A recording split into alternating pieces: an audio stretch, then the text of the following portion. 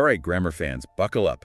We're about to unlock a secret level of Spanish. It's a secret level. Oh yeah, we're talking about the imperfect subjunctive. The subjunctive, I know it can seem a little intimidating. It's true, it's got a bit of a reputation, right?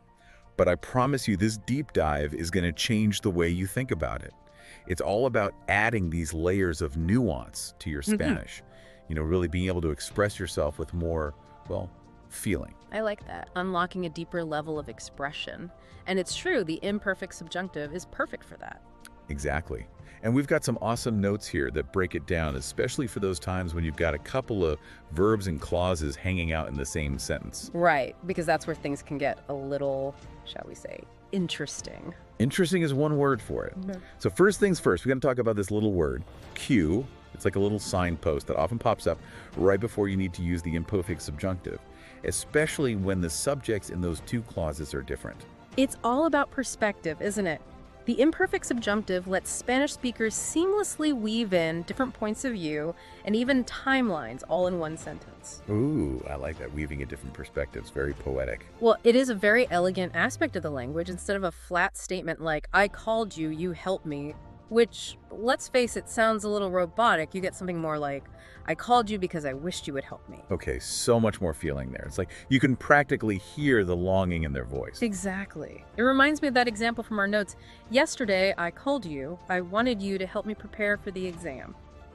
The imperfect subjunctive in ayudaras adds that subtle layer of longing or desire. The speaker isn't stating a fact that you helped them study. Right, it's more like they were hoping you would. It's subtle, but man, it makes a difference. Okay, ready for my favorite part? Time to meet the verbs that just love the imperfect subjunctive. Chuckles. Yes, the verbs that can't get enough of this expressive tense. We're talking about your verbs of desire, your advice-giving verbs, verbs for making requests, granting permission, all those juicy, nuanced verbs. They're like the key to unlocking a secret door to richer, more nuanced expressions. Let's take, for example, how you might say something to a friend who's eyeing up a slice of cake.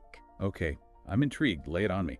You could say, I want you to eat that cake, which gets the point across but sounds a bit, well, direct. Yeah, kind of like you're telling them what to do. Exactly. But now, watch what happens when we sprinkle in a little imperfect subjunctive magic.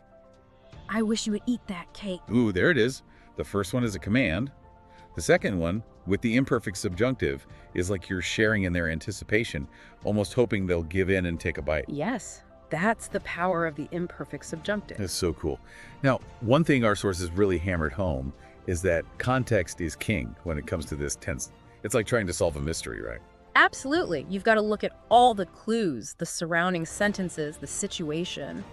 Everything plays a role in figuring out the exact shade of meaning the speaker is going for. Totally. I remember this one time when I was traveling. I thought I had the imperfect subjunctive all figured out, and I tried to use it in a conversation. Let's just say it didn't quite land the way I hoped. I think I accidentally implied something super dramatic was happening. No, we've all been there. It's all part of the learning process, right? Yeah. But it definitely showed me that context is everything. So for our listeners who are ready to really level up their Spanish, what would you say is the most important thing to keep in mind about the imperfect subjunctive? I'd say it's not just about memorizing a bunch of rules, it's about connecting with the heart of the language.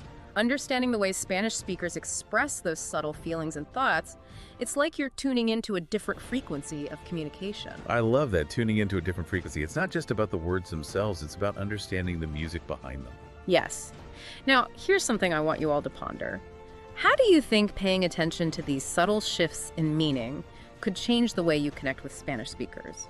Could it lead to richer conversations, deeper understanding, and maybe even a few less awkward language mishaps along the way? That's a great question to leave our listeners with. The imperfect subjunctive. It's more than just a tense. It's a gateway to a whole new level of fluency.